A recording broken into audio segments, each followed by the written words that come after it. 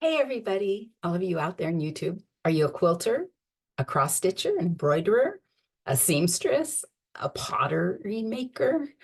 Any project that you use your hands, a pianist even, you should warm up. This video is what I'm going to talk about when I'm done chatting with you here. You'll see I've blurred my background. We've just moved in. I'm setting up this sewing space. Talk more about that at the end. I do an in chat. So I blurred everything because it's not ready for public view.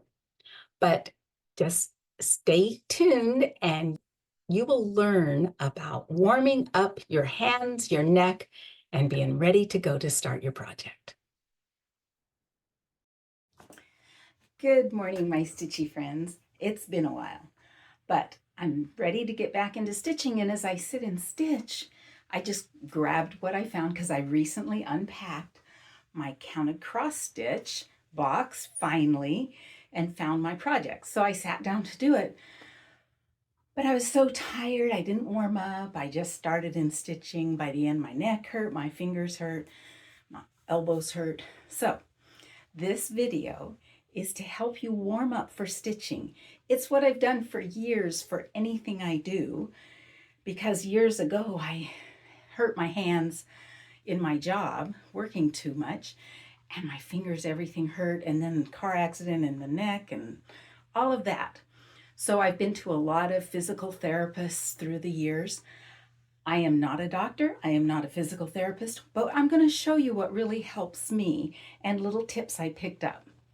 So to start with my hands, do you remember years ago there was a PBS show called Sit and Be Fit, and we would tease about it as young moms. Oh yeah, I watched Sit and Be Fit and I exercise my fingers. But really, it was so good that I'm kind of doing some of that now. So what I do is I want to warm up my hands, so I kind of rub them together, rub the tops together, and that kind of gets the blood flow. I talk with my hands, so I'm sure I got a lot of blood flow in my hands. But really, you want to exercise each finger to get your tendons, I guess, loosened up. Don't quote me on my technical terms because they probably aren't right, but they're what I call them. So anyway, one morning before we start, when I very first started going to physical therapy and trying to do everything they told me to do, I was worse at the end.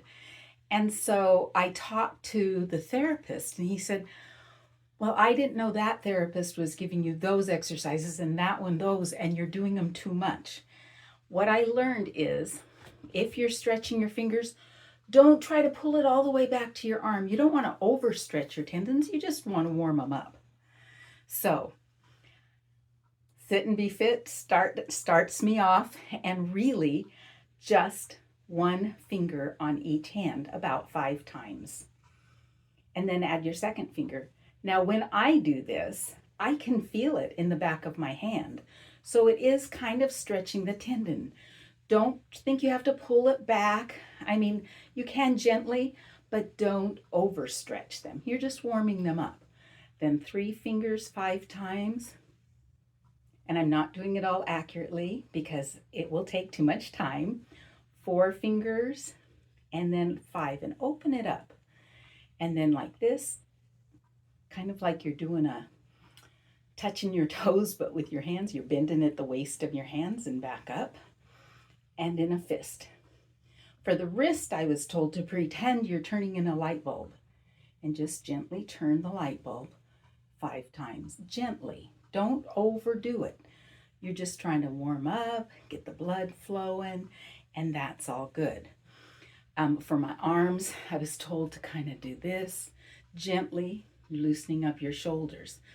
Now, I have done extensive therapy for my neck, and I'm going to share some of that with you. I don't do it all now, but I do a lot of it.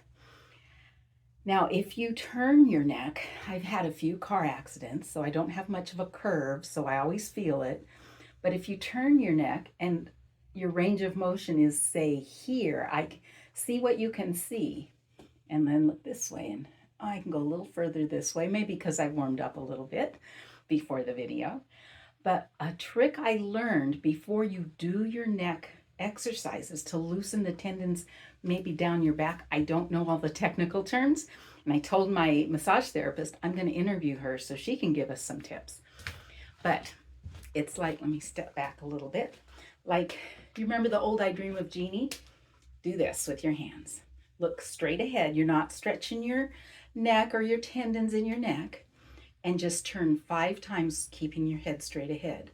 1, 2, 3, 4, 5. Now, if you turn your range of motion, I can go, like this much further, looking that way. So now let's do it the opposite way.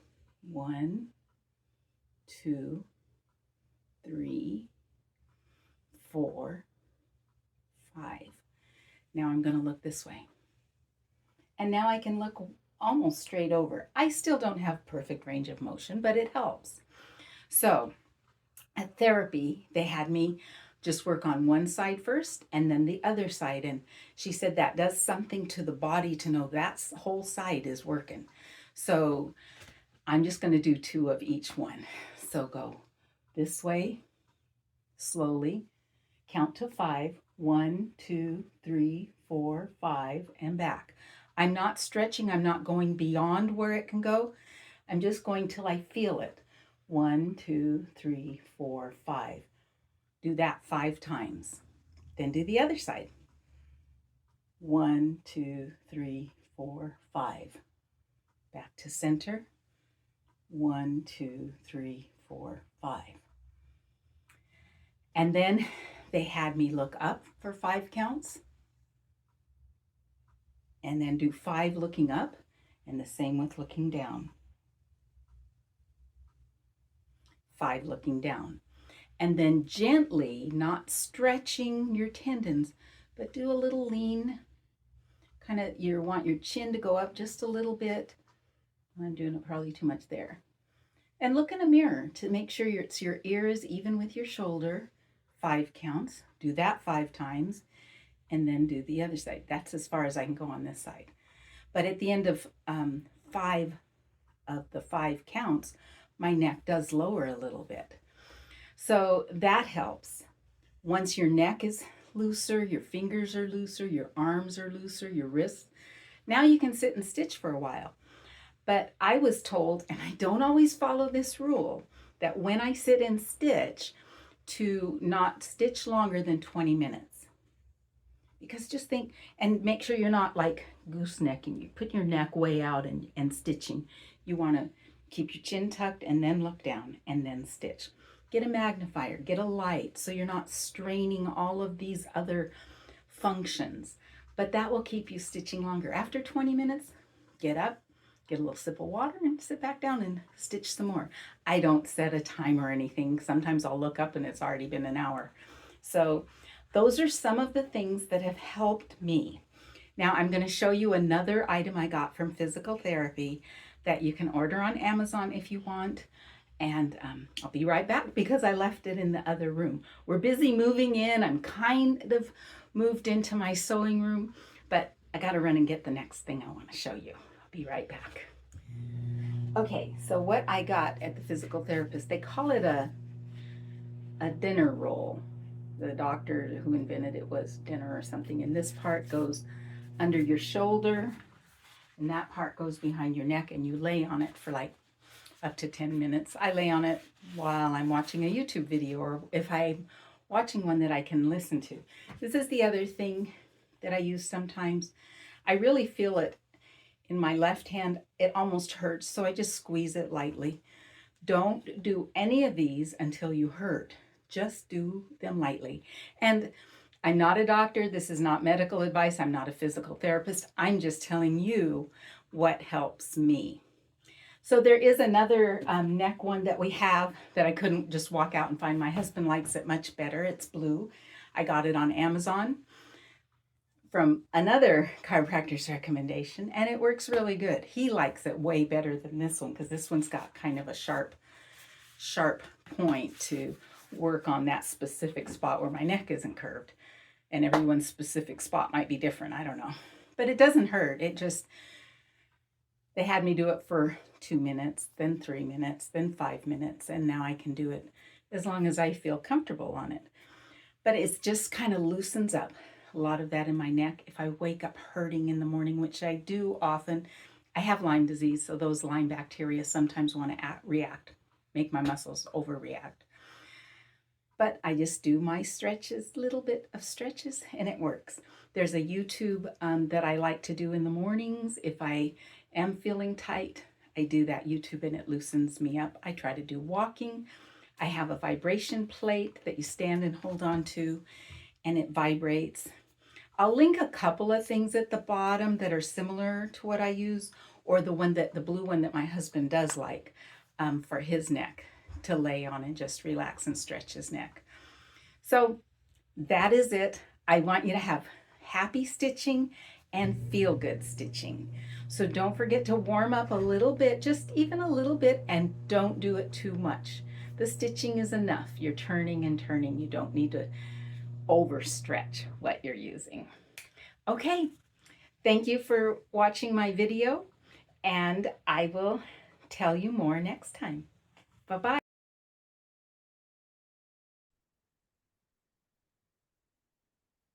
So do you feel all warmed up? Because I do. I'm ready to go. It's been a crazy time here trying to move in, and we moved into a place that has a garden area, and I've never been much of a gardener, but this had raspberries and blueberries, 4 or 5 blueberry plants, and they are still producing, and it's in the end of July now. I'm so surprised. So a lot of our time has been spent picking raspberries, picking blueberries, planting. We planted, because I have a sweet young friend that started a lot of too many seeds for her. I got zucchini, acorn squash. I got a jalapeno. I don't know. I'm not taking care of that one too good. We have mint growing and dahlias. So much to do outside in this little acreage that we bought, thinking because it's mostly paved, there wouldn't be a lot of yard work, but there kind of is. And I'm finding a new joy in being outside. But finally, we've gotten to sewing boxes. And everyone laughs because when they see out in the shop, there are 3 shelves of boxes that just say sewing, because I have a lot of fabric and doodads. So my goal is, this is just a small room, like 6 by 9, and a closet, and we're sitting in the closet. My goal is to have tools and equipment in here and only have a current project. Now, I've never been good at doing just one project when it comes to sewing. I'm better at it for cross stitch because I don't know why, but I like the monogamous stitching where I just stitch one project till it's done. I haven't really done that except once, but I have a plan to pick a number and just finish that one before I go on. So that will be good.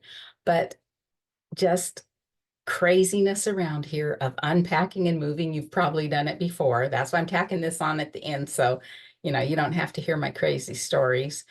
But we moved from Utah to Oregon, and this is such a sweet little town, very friendly. Everyone was nice in Utah, but this place is very friendly. Small towns just really have a lot going on for it.